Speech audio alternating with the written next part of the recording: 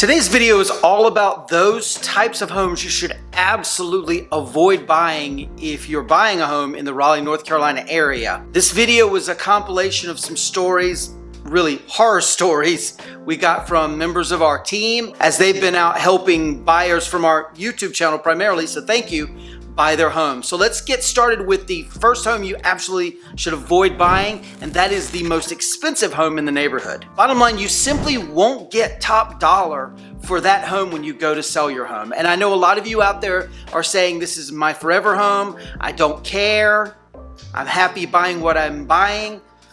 No home is ever your forever home. At the very worst, to be a little morbid, your family, relatives, heirs are going to have to sell that home. So don't buy the most expensive home in the neighborhood. Why would someone buy the most expensive home in your neighborhood when they could buy maybe the least expensive home or the middle of the range home in the next tier up homes in the marketplace? So if you, let's say, live in a $500,000 neighborhood and you bought the $600,000 home, why would someone buy that home when they could buy in the $600,000 to $700,000 neighborhood that maybe has, unfortunately, better amenities in your neighborhood, maybe better location?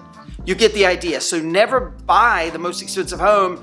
You're going to have a tough time selling it because most people are going to be looking in that next tier neighborhood above you when they go to buy. But that all being said, if this is your dream home, it absolutely hits 10 out of 10 of the things, or 12 out of the 10 things on your must-have list that we talk about all the time, that your must-haves and your must-not-haves list. If it hits all those buttons and it's your dream home and you've been envisioning this on your vision board for years, then absolutely buy that home. But just be prepared. It may take a little while for you to resell that home, and it may not command the top dollar and most money of any home in that neighborhood. The next set of homes you should absolutely avoid buying are homes from bad builders. Now, we're not going to give any names here. There are certainly a ton of really great reputable builders in our marketplace, but there are some bad builders out there, and you need to be looking for them and be aware of them. So bad builders being those builders that do things like have shady contracts that say they have up to 3 years to build your home, that they have the right to cancel the contract at any period of time during the process of building the home.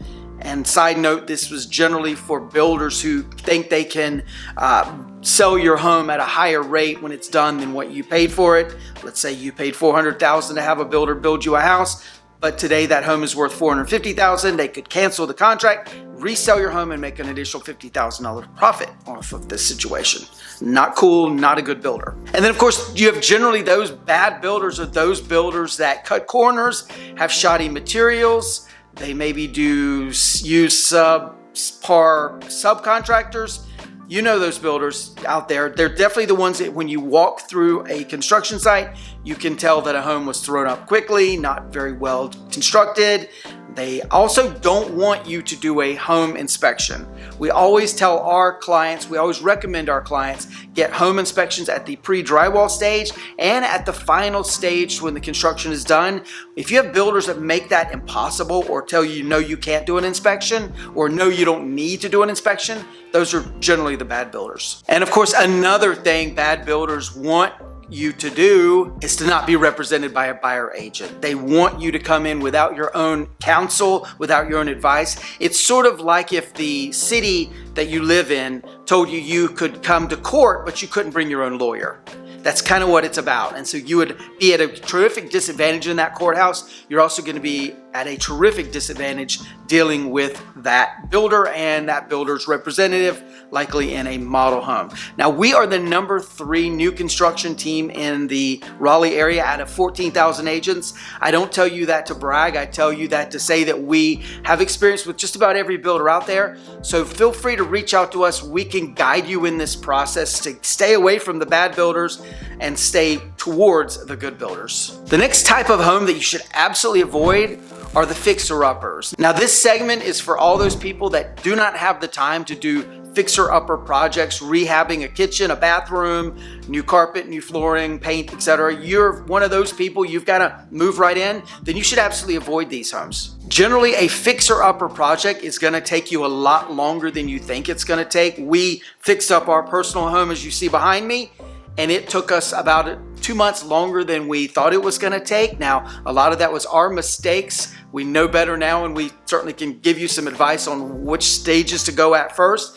But it is a big hassle and it's a big inconvenience, especially if you're homeless and you're having to do temporary housing. So not only are you going to your new home, visiting your new home as it's a demolition zone, but on top of that, you're having to pay for temporary housing somewhere else. So it can be a bit of a hassle, a bit of a stress. The other thing you need to worry about is when you start messing around with a house, taking walls out, moving things around, rehabbing, you may very well uncover things that even you didn't find on your inspection report. Maybe there's a gas line that's been cut slightly and you couldn't really tell until you get into the project. All kinds of stuff like that could happen. So just be aware that if you're not ready to tackle a fixer-upper project, it may not be a good idea for you. Now, on the flip side of this, if you do have time for a fixer-upper, these can be the best deals in any neighborhood. Most people, I would say probably 90% of the population that's out looking to buy a house, they don't want a fixer-upper. And if you're willing to tackle that kind of project, you're going to be at a huge advantage because generally the fixer-upper homes cost less to buy. You have less competition to buy those homes. And so you could end up with a really, really nice home. The home we're in right now was in good shape when we bought it. We just wanted it to take it up a next level. And of course, we have been getting some positive feedback that that's exactly what we did do. And so if you're able to tackle and take on that project, you could potentially have a gold mine of instant equity that you're sitting on. And by the way, of course, we have a list of vendors that helped us with this house and with other projects. Happy to share that with you if you are looking to do a fixer-upper project of your own. The next type of home you should absolutely avoid buying are homes that will be difficult to resell. And again, I know a lot of you out there are saying this is your forever home, but circumstances happen. You may get a job opportunity in some other marketplace that absolutely means you need to sell your Raleigh home. So just be prepared for that as you're going in and buying that home. So what are the homes that would be in general difficult to resell? Well, the first kind are homes that are currently being built in a new construction neighborhood where they're going to continue building on. We have a couple of clients right now that are needing to move and sell their homes in a new construction neighborhood, and the builder keeps buying land and adding phases to this neighborhood. They're now 2 years out from being done with this neighborhood, and unfortunately our folks are not able to get their home sold because the builder's got new construction, they've got all of these interest rate incentives and things like that. It's huge frustration for everyone. So know that if you are planning on buying in a new construction neighborhood where it looks like there's going to be more phases, just be prepared that you absolutely need to be there for a number of years, at least 2 years, before you can sell your home, because it's very difficult to compete against the builders, especially when they have these interest rate incentive programs that they're doing these days. Bottom line, if you think you may need to move in less than 2 years, 3 years, you probably want to consider buying in a resale neighborhood or be one of the last homes purchased in a new construction neighborhood, so you know your competition will only be the resale homes around you. The next type of home that is generally difficult to resell and one we recommend you avoid are the homes that are the deal. So what's a deal? The deal is the home that's been sitting on the market a while, either it's new construction or resale, and a bunch of people have passed it by. It's been sitting and sitting and sitting, and the homeowner that owns it currently or the builder has been lowering the price on this home, and it looks like it's absolutely going to be a steal. We got to get this home. This is a great deal. We're going to have instant equity. Well, unfortunately, it doesn't really quite work that way. There's obviously a reason that other people have moved past this home and decided not to buy it. Maybe it is the largest home in the neighborhood. Maybe it's the smallest home in the neighborhood. Maybe it doesn't have enough bedrooms and bathrooms to compare to the rest of the neighborhood. Maybe it has a 2-car garage when the rest of the neighborhood has 3-car garages. Maybe it's on a weird slopey lot that if you happen to have kids or pets, they would be taking their lives into their own hands or into their own paws by going in the backyard and tumbling down into the ravine, the death trap ravine, swampy area behind your house. Things like that turn off other buyers. I can think of a situation where I had some clients looking at a home and there had been some erosion, and so off their back deck it looked like we were in the mountains where there was a vista behind them, and if you look down below you would see like it dropped way off, and it was erosion in the location the builder built the home that caused this. Well, this home had been on the market for like 250 days, and obviously that was why. There was not much of a backyard. It looked like potentially the home could fall in to this ravine down the road. Frankly, homes in the Raleigh area were not built like they were built in California on some metal pylons and things like that to keep with the steep ravine, all of that from happening.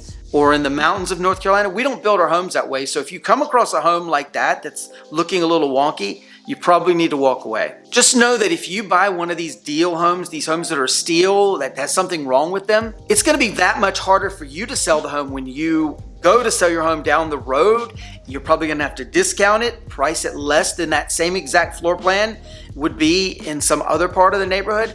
Just know that usually when you come across a deal, they're usually not a deal. The next type of home you should absolutely avoid are homes that are overpriced. Now, this may sound completely obvious to you, never overpay for a house, but there's a lot of sellers out there who put their home on the market just to kind of test the waters. We don't need to sell. We have the nicest Formica countertops in the entire city of Raleigh. We're special. We have a very special house. Most people don't have special houses, sorry. But they overprice their home to see if they're gonna get any bites, if there's anybody that's interested in it. And of course, so the obvious biggest negative of buying an overpriced home is maybe you're paying their value, what they are asking for the home, and then you're going to turn around and have a difficult time selling it down the road because the rest of the neighborhood is not catching up to your level that you need to be at to recoup the money you just paid for this home that you bought. And it's absolutely insane. We keep seeing overpriced homes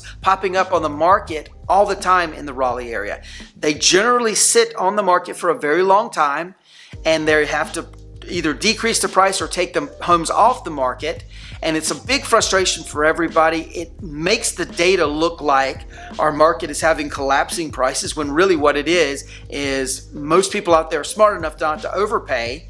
And so these homes sit, they have to lower the price or whatever, and it just generally messes with the data and makes it look like our prices are going down when it's really they're normalizing to where it should have been priced 2 or 3 months beforehand. Just this month, in fact, we've seen homes in the higher price bands, that being above $1.5 million, $2 million, that are $300,000 to $500,000 overpriced. So it doesn't necessarily affect the lower end of the spectrum, mostly the higher end of the spectrum that this happens. But just be aware that if you're coming in, especially if you're from out of the marketplace, you're out of the Raleigh area and you don't know the Raleigh area, definitely this is the time to consult with a real estate agent that does know the area that can tell you, no, they are overpricing the home and you need to stay away from that. And incidentally, know that if you are selling your home and you want to overprice it, that's not a good idea. Beyond the fact that you're gonna get what you think are lowball offers on your home, you're not gonna also get very many showings. Most people are intimidated to come into your home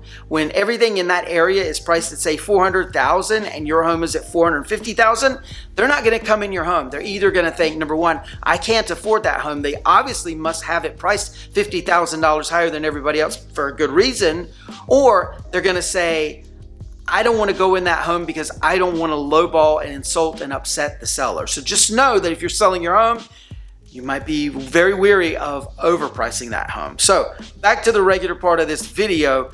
The next type of home you should absolutely avoid are homes that don't fit your must-have list needs. We talk about our must-have list all the time, and that is the list of things that you absolutely must have in a home. And at least 7 or 8 of these must be present in a home before you should buy that home. Well, unfortunately, there's a lot of really, really pretty homes out there that are very, very easy to get emotionally swept up in. And then you start talking yourself into buying that home. Well, it doesn't have a 2-car garage. It only has a 1-car garage. It doesn't have a very nice backyard, but the inside is so great. We can make this work. Those are not homes that you can make work. Those are typically, unfortunately, homes that we would help you buy, and then 6 months later you're calling us asking, when can you quickly sell? It's a home that doesn't work for your needs, and it could end up to be quite the problem. And this happened to us personally earlier this year. This home was really, really cool. It was sort of modern and also that sort of 1950s vibe of modern, mid-century modern. Really, really cool look. Great floor plan. Right off of the kitchen living room area, they had converted this space into this really neat like bar with this funky green wallpaper. It looked It's hard to describe without it sounding weird, but it looked really, really cool. It was a great house. The yard in the backyard could have easily supported a pool. So when we look back on our list of must-haves, it only had about 5 out of the 10 things on that list. So we said, you know, we've got to think logically about this and not emotionally. There's a lot of cool emotional things about this house, but we need to think logically about this house. And so, of course, we passed on it. The home sold very quickly, but unfortunately, I think the future owners are going to be listing this home soon because it probably doesn't fit their needs any more than it fit our needs. So if you're ready to buy a home in the Raleigh area and you want to avoid the bad homes, contact us at the information below. We'll be happy to help you get things started. Check out this video. We think you're really going to like this one as well. And of course, please like and subscribe to the channel if you haven't already done so. It really, really helps us out. And we'll see you on the next one. Take care. Bye-bye.